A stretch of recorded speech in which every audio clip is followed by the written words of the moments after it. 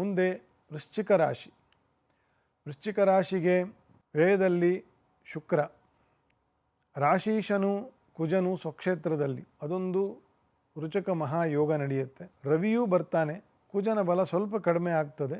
ಆದರೂ ಕೂಡ ಎರಡೆರಡು ಮಹಾಗ್ರಹರು ಪುರುಷ ಗ್ರಹರು ಇರಬೇಕಾದ್ರೆ ರಾಜಕೀಯವಾಗಿ ಒಂದಷ್ಟು ಪವರ್ ಡಮ್ ಅಂತೇನು ಹೇಳ್ತೀವಿ, ಮೊದಲೇ ಶಕ್ತಿವಂತ ಮಹಾಶಕ್ತಿವಂತರು ಗೆ ಏಳಿಗೆ ಆಗ್ತಕ್ಕಂತಹ ತಿಂಗಳು ವೃಶ್ಚಿಕ ರಾಶಿಯಲ್ಲಿ. 100 ರೂಪಾಯಿ ಇದ್ದವನಿಗೆ 500 ರೂಪಾಯಿ ಕೊಟ್ಟಂತೆ. ಹಾಗೆ ಮೊದಲೇ ಶಕ್ತಿವಂತರಿದ್ದಾರೆ ಅನೇಕ ರಾಜಕೀಯ ನಾಯಕರು ವೃಶ್ಚಿಕ ರಾಶಿಯಲ್ಲಿ. ನಮ್ಮ ಪ್ರಧಾನಿಗಳಿಂದ ಹಿಡಿದು ಅನೇಕರು ವೃಶ್ಚಿಕ ರಾಶಿಗೆ ಇವರಿದ್ದಾರೆ. ಇವರಿಗೆ ಹೆಚ್ಚಿನ ಬಲ ಬರ್ತದೆ, ಹೆಚ್ಚಿನ ಆ್ಯಕ್ಟಿವಿಟಿಯನ್ನು ತೋರಿಸ್ತಾರೆ. ಅಮೆರಿಕದ ಅಧ್ಯಕ್ಷನೂ ಕೂಡ ವೃಶ್ಚಿಕ ರಾಶಿಯವರೇ. ಸೊ ಅನೇಕರು ಈ ರಾಜಕೀಯವಾಗಿರ್ತಕ್ಕಂಥ ಏಳಿಗೆಗೆ ಸಂಬಂಧಪಟ್ಟಿರ್ತಕ್ಕಂತಹ ಒಂದು ಮಾಸ. ಈ ಕುಜ ಮತ್ತು ರವಿಗಳ ಅನುಕೂಲ ಇರತಕ್ಕಂಥದ್ದು, ರವಿಯ ಅನುಕೂಲ, ಶುಕ್ರನ ಅನುಕೂಲ, ಗುರುವಿನ ಅನುಕೂಲ.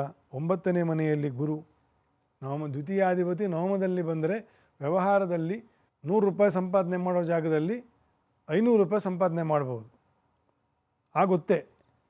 ಅಂತಹ ವ್ಯಾವಹಾರಿಕವಾಗಿರ್ತಕ್ಕಂತಹ ಒಳ್ಳೆ ಮಾಸ ವೃಶ್ಚಿಕ ರಾಶಿಯವರಿಗೆ. ವಿಷ್ಣು ಕ್ಷೇತ್ರಗಳ ದರ್ಶನ, ಶ್ರೀರಂಗನಾಥ, ಶ್ರೀನಿವಾಸ ದೇವರು, ಶ್ರೀಕೃಷ್ಣ, ಸುಬ್ರಹ್ಮಣ್ಯ ದೇವರ ಪೂಜೆ ಅಥವಾ ಸುಬ್ರಹ್ಮಣ್ಯ ದೇವರ ದರ್ಶನ, ತುಪ್ಪದ ದೀಪದ ಸೇವೆಗಳು, ವಿಶೇಷವಾಗಿರ್ತಕ್ಕಂತಹ ಒಂದು ದೈವಾನುಕೂಲವನ್ನು ದೈವಾನುಗ್ರಹವನ್ನು ಸಂಪಾದನೆ ಮಾಡ್ತಕ್ಕಂಥದ್ದು ವೃಶ್ಚಿಕ ರಾಶಿಯವರು. ಮುಂದೆ ಧನುರ್ರಾಶಿ. ಸಪ್ತಮದಲ್ಲಿದ್ದಂತಹ ಗುರುವು ಅಷ್ಟಮಕ್ಕೆ ಹೋಗ್ತಕ್ಕಂಥ ತಿಂಗಳು. ಸ್ವಲ್ಪ ಸ್ಲೋ ಆಗ್ತದೆ. ಕೆಲವೊಂದು ಕೆಲಸವನ್ನು ನೀವು ಬಿಡಬೇಕಾಗ್ತದೆ, ಕೆಲವೊಂದು ಕೆಲಸಗಳನ್ನ ನೀವು ಕಾಯಬೇಕಾಗ್ತದೆ. ಗುರುವಿನ ಅನುಕೂಲ 1-1.5 ತಿಂಗಳ ಮಟ್ಟಿಗೆ ಇರೋದಿಲ್ಲ. ಈಗ ಡಿಸೆಂಬರ್ ಮೊದಲನೇ ವಾರದವರೆಗೂ ಸ್ವಲ್ಪ ಚೂಸಿಯಾಗಿ, ಸ್ವಲ್ಪ ನಿಧಾನವಾಗಿ, ಸ್ವಲ್ಪ ಚೂಸಿಯಾಗಿ, you don't have to keep on doing. ನಿಮಗೆ ಗೊತ್ತಾಗ್ತದೆ ಅವರವರ ಗುರುವಿನ ಯೋಗದಂತೆ. ಗುರುವಿನ ಬಲ ಇಲ್ಲದೇ ಇರಬೇಕಾದ್ರೆ ಒಂದಷ್ಟು ಬದಲಾವಣೆಗಳಾಗ್ತದೆ. ನೀವು ತೆರ್ಕೊಂಡ್ರೆ, ಇಲ್ಲ ನಾನು ಅದನ್ನೇ ಮಾಡ್ತೀನಿ ಅಂತ ನೀವು ಪಟ್ಟು ಹಿಡಿದು ಕೂತರೆ ಏನೂ ಮಾಡಲಿಕ್ಕಾಗಲ್ಲ. ಬದಲಾವಣೆಗೂ ತೆರ್ಕೊಳ್ತಕ್ಕಂತಹ ಮಾಸ ನವಂಬರ್ ತಿಂಗಳು. ಗುರುವಿನ ಅನುಕೂಲ ತತ್ಕಾಲವಾಗಿ ಇರೋದಿಲ್ಲ. ವ್ಯಯದಲ್ಲಿ ಕುಜನು, ಏಕಾದಶದಲ್ಲಿ ಶುಕ್ರ, ಸ್ವಕ್ಷೇತ್ರವಾದ್ದರಿಂದ ಅಂಥ ಸಮಸ್ಯೆಗಳೇನು ಬರೋದಿಲ್ಲ. ಆರೋಗ್ಯದಲ್ಲಿ ಕೂಡ ಅಂಥ ವಿಶೇಷ ಚಿಂತೆ ಮಾಡುವಂಥದ್ದೇನಿಲ್ಲ. Finances will be slow but it will be steady. ನೀವು ಅಭೀಷ್ಟ ಸಿದ್ಧಿಗಾಗಿ ಉಮಾಮಹೇಶ್ವರ ಈಶ್ವರ ಆರಾಧನೆಯನ್ನು, ರಾಘವೇಂದ್ರ ಸ್ವಾಮಿಗಳ ಬೃಂದಾವನ ಪ್ರದಕ್ಷಿಣಾ ನಮಸ್ಕಾರ ಸೇವೆಯನ್ನು ಆಗಾಗ ಮಾಡ್ತಾ ಇರ್ತಕ್ಕಂಥದ್ದು. ಕೆಲವರಿಗೆ ಗುರುವಿನ ಬಲ ಜಾತಕದಲ್ಲೇ ಇರೋದಿಲ್ಲ. ಈಶ್ವರನ ಆರಾಧನೆಯಿಂದ ಸೋಮವಾರ ಗುರುವಾರದಂದು ರಾಘವೇಂದ್ರ ಸ್ವಾಮಿಗಳ ಸೇವೆಯಿಂದ ಅನೇಕ ಗುರುಬಲವನ್ನು, ಗುರುವಿನ ಅನುಗ್ರಹವನ್ನು ಪಡೆದು ಯಶಸ್ವಿಯಾಗಿರೋದನ್ನು ನಾವು ನೋಡ್ತೇವೆ ಧನುರಾಶಿಯವರಿಗೆ. ಮುಂದೆ ಮಕರ ರಾಶಿ. ಷಷ್ಠದಲ್ಲಿ ಇದ್ದ ಗುರು ಸಪ್ತಮಕ್ಕೆ ಉಚ್ಚದಲ್ಲಿ ಬರುವುದು. ಮದುವೆ, ಮುಂಜಿ, ಮಕ್ಕಳ ಕೊರತೆ ಇರೋರಿಗೆ ಇನ್ನೊಂದು ಮಕ್ಕಳಾಗ್ತಕ್ಕಂಥದ್ದು.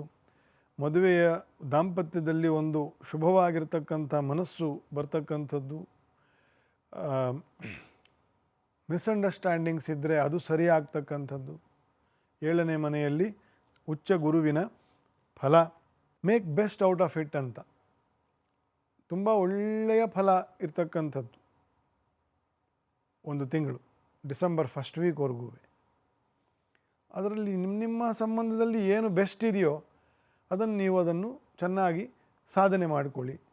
ಜಪ ತಪ ಚೆನ್ನಾಗಿ ಮಾಡೋರು ಇನ್ನೂ ಹೆಚ್ಚಾಗಿ ಮಾಡ್ತಾರೆ, ಇನ್ನೂ ಹೆಚ್ಚಾಗಿ ಅದನ್ನು ಅನುಭವಿಸ್ತಾರೆ. ಟೆಕ್ನಾಲಜಿ, ಸೈನ್ಸು ಇಂಥ ಲೈನಲ್ಲಿರ್ತಕ್ಕಂಥವರು ಇನ್ನೂ ಅನೇಕವಾಗಿರ್ತಕ್ಕಂಥ ಸಾಧನೆಯನ್ನು ಮಾಡುವಂಥ ಅವಕಾಶ ಜಾಸ್ತಿ ಆಗುತ್ತೆ. ಯಾವ್ಯಾವ ಲೈನಲ್ಲಿ ಇದ್ದೀರೋ ಆಯಾ ಲೈನಿನ ಬಳಕೆ, ಆಯಾ ಲೈನಿನ ಅವಕಾಶಗಳು ಹೆಚ್ಚು ತೆರ್ಕೊಳ್ತದೆ, ಹೆಚ್ಚು ಪ್ರಾಮಿನೆನ್ಸ್ಗೆ, ಇಂಪಾರ್ಟೆನ್ಸ್ಗೆ ಬರ್ತದೆ. ಅದನ್ನು ನೀವು ಚೆನ್ನಾಗಿ ಬಳಸ್ಕೊಳ್ಬೇಕು. ಈ ತಿಂಗಳು ಮಕರ ರಾಶಿಯವರು ಮಹಾವಿಷ್ಣುವಿನ ಸ್ಮರಣೆ, ನಾಮಸ್ಮರಣೆ, ದರ್ಶನ, ಶ್ರೀನಿವಾಸ ದೇವರು, ನರಸಿಂಹದೇವರು, ಏನಾದರೂ ನಿಮಗೆ ಯಾವುದು ಸುಲಭ ಆಗ್ತದೆ ಅದನ್ನು ನೋಡಿಕೊಂಡು, ಬಹಳ ವಿಶೇಷವಾದ ತಿಂಗಳು, ವಿಷ್ಣುವಿನ ಆರಾಧನೆಯನ್ನು ಹೆಚ್ಚು ನಡೆಸಿಕೊಂಡು ಮುಂದೆ ಹೋಗ್ತಕ್ಕಂಥದ್ದು ಒಳ್ಳೆಯದು ಮಕರ ರಾಶಿಯವರಿಗೆ. ಕುಂಭರಾಶಿ, ಅಲ್ಪಕಾಲದಲ್ಲಿ ಪಂಚಮ ಗುರುವು ಮರೆಯಾಗಿ ಷಷ್ಠಕ್ಕೆ ಬಂದಿದ್ದಾರೆ. ಸ್ವಲ್ಪ ಸ್ಲೋ ಆದಂತೆ ಕಾಣ್ತದೆ. ಸ್ವಲ್ಪ ಏನೋ ಒಂದು ಅಡೆತಡೆಗಳು, ವಿಘ್ನಗಳು ಬಂದಂತೆ ಭಾಸವಾಗ್ತದೆ. ಚೆನ್ನಾಗಿ ಗುರುವಿನ ಪ್ರಾರ್ಥನೆ ಮಾಡಿ. ಗುರು ವಿಶೇಷವಾಗಿರ್ತಕ್ಕಂತಹ ಗ್ರಹನಾದ್ದರಿಂದ ಅವನ ಬದಲಾವಣೆ ಆದಾಗ ಎಂತೆಂಥವರು ಸ್ವಲ್ಪ ಅಲ್ಲಾಡ್ತಾರೆ, ಎಂತೆಂಥ ಶಕ್ತಿವಂತರು ಕೂಡ ಸ್ವಲ್ಪ ಅಲ್ಲಾಡ್ತಾರೆ ರಾಶಿಯಿಂದ ರಾಶಿಗೆ ಬದಲಾವಣೆ ಆದಾಗ. ಹಾಗಾಗಿ ಗುರುವಿನ ಅನುಗ್ರಹವನ್ನು, ಗುರುವಿನ ಪ್ರಾರ್ಥನೆಯನ್ನು, ಕೃಷ್ಣಂ ಒಂದೇ ಜಗದ್ಗುರುಂ, ಕೃಷ್ಣನಿಗಿಂತ ದೊಡ್ಡ ಗುರು ಯಾರಿದ್ದಾರೆ? ಹಾಗಾಗಿ ಗುರುವನ್ನು ಪ್ರಾರ್ಥನೆಯನ್ನು, ಗುರುವಿನ ನಾಮಸ್ಮರಣೆಯನ್ನು ಯಾವಾಗಲೂ ಮಾಡ್ತಾ ಇರೋಣ, ಬಹಳ ಒಳ್ಳೆಯದು. ಅದರ್ವೈಸ್ ಬೇರೆ ಎಲ್ಲ ಒಳ್ಳೆಯದುಂಟು. 9ನೇ ಮನೆಯಲ್ಲಿ 9ನೇ ಅಧಿಪತಿ, 10ನೇ ಮನೆಯಲ್ಲಿ 10ನೇ ಅಧಿಪತಿ.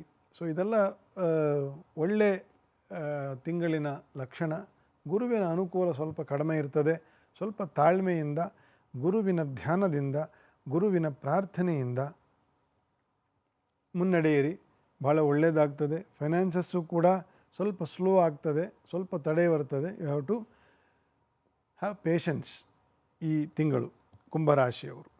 ಮೀನರಾಶಿ, ಮೀನರಾಶಿಗೆ 5ನೇ ಮನೆಯಲ್ಲಿ ಗುರು ಚತುರ್ಥಕ್ಕೆ ಬಂದಿರತಕ್ಕಂಥದ್ದು ಮತ್ತು ರಾಶಿಯನ್ನು ಗುರುವಿನ ದೃಷ್ಟಿಯಿಂದ ನೋಡ್ತಕ್ಕಂಥದ್ದು. ಬಂಧು ಬಳಗದ ಆಗಮನ, ಮನಸ್ಸಿಗೆ ಪ್ರಸನ್ನತೆ, ರೋಗಾದಿಗಳ ಪರಿಹಾರ, ಶುಭಮತಿ, ಕೆಟ್ಟವ್ರಿಗೂ ಒಳ್ಳೆಯದು ಮಾಡಬೇಕು ಅಂತನ್ನೋ ಮನಸ್ಸು ಬರ್ತದೆ ಗುರುವಿನ ದೃಷ್ಟಿ ಬಿದ್ದಾಗ. ಅದು 9ನೇ ದೃಷ್ಟಿ ಬಿದ್ದಾಗ ಇನ್ನು ಬಹಳ ವಿಶೇಷವಾಗಿರ್ತಕ್ಕಂತಹ ದೃಷ್ಟಿ ಅದು. ಶನಿಗೆ 10ನೇ ದೃಷ್ಟಿಯ ಹೇಗೆ ವಿಶೇಷದಲ್ಲಿ ವಿಶೇಷವೋ ಅದಕ್ಕಿಂತ ವಿಶೇಷ ಗುರುವಿನ 9ನೇ ದೃಷ್ಟಿ, ಸ್ವಕ್ಷೇತ್ರವನ್ನು ನೋಡೋದು. ಹಾಗಾಗಿ ಮೀನರಾಶಿಯವರಿಗೆ ಒಳ್ಳೆಯದು. ಫೈನಾನ್ಸಸ್ ಬೆಟರ್ ಆಗುತ್ತೆ. ಸ್ತ್ರೀಯರಿಗೆ, ಮಕ್ಕಳಿಗೆ ಒಂದು ರೀತಿಯ ಬೆಟರ್ಮೆಂಟ್ ಆಗೋದು, ರೋಗಾದಿ ಉಪದ್ರವಗಳು ಪರಿಹಾರ ಆಗ್ತಕ್ಕಂಥದ್ದು. ಆಮೇಲೆ ನೀವು ಅದನ್ನು ರಕ್ಷಣೆ ಮಾಡಿಕೊಳ್ಬೇಕು ಅಷ್ಟೇ ಹೇಳೋದು. ಒಂದು ಸತಿ ಚೆನ್ನಾಗಾಯಿತು ಅಂತಂತ ಆರೋಗ್ಯದ ಬಗ್ಗೆ ಹೆಚ್ಚು ಗಮನ ವಹಿಸಬೇಕು. ಯಾಕಂದರೆ ಜನ್ಮದಲ್ಲಿ ವಕ್ರಿ ಶನಿ ಇನ್ನೂ ಹಾಗೇ ಇದ್ದಾನೆ. ಇನ್ನೂ ಡಿಸೆಂಬರ್ ಕೊನೆಗೋ ಯಾವಾಗಲೂ ಅವರಿಗೆ ವಕ್ರಿ ಬಿಡ್ತದೆ. So you have to take care of your health and finances. But Guru is most benefiting to you compare to all 12 rashis. 12 ರಾಶಿಗಳಿಗೂ ಕಂಪೇರ್ ಮಾಡಿದರೆ ಮೀನರಾಶಿಯವರಿಗೆ ಗುರುವಿನ ಅನುಕೂಲ ಚೆನ್ನಾಗಿ ಅಥವಾ ವಿಶೇಷವಾಗಿ ಇರತಕ್ಕಂತಹ ತಿಂಗಳು ಅಂತಂತ ಹೇಳಬಹುದು. ನೀವು ಕೂಡ ಗುರು ರಾಘವೇಂದ್ರ ಸ್ವಾಮಿಗಳ ಸೇವೆಯನ್ನು, ರುದ್ರನ ಆರಾಧನೆಯನ್ನು, ಅಭಿಷೇಕ ಸೇವೆಯನ್ನು, ಗುರುಪೀಠಗಳ ದರ್ಶನ ಸೇವೆಯನ್ನು, ಗುರುವಾಣಿಗಳ ಜ್ಞಾನದ ಸೇವೆಯನ್ನು ಮಾಡ್ತಾ, ಗುರು ಸೇವೆ ಅಂತಂತಂದರೆ ಒಂದೊಂದು ರೀತಿಯಲ್ಲಿ ಒಂದೊಂದು, ಅದಕ್ಕೆ ನಾನಾ ಉದಾಹರಣೆಗಳನ್ನು ಕೊಟ್ಟಿರ್ತೀನಿ. ಎಲ್ಲರಿಗೂ ನವೆಂಬರ್ ಮಾಸದಲ್ಲಿ ಶುಭವಾಗಲಿ. ಶುಭ ಗುರುಫಲವು ಬಂದು ಎಲ್ಲರ ಆಯಸ್ಸು, ಆರೋಗ್ಯ, ಅವರ ಮನೋ ಇಚ್ಛೆಗಳು ನೆರವೇರಿ ಎಲ್ಲರಿಗೂ ಸಂತೋಷ ಉಂಟಾಗಲಿ ಅಂತಂತ ಕಾರ್ಯಕ್ರಮ ಮುಗಿಸ್ತಾ ಇದ್ದೀನಿ. ನಮಸ್ಕಾರ. ಹರೇ ನಮಃ.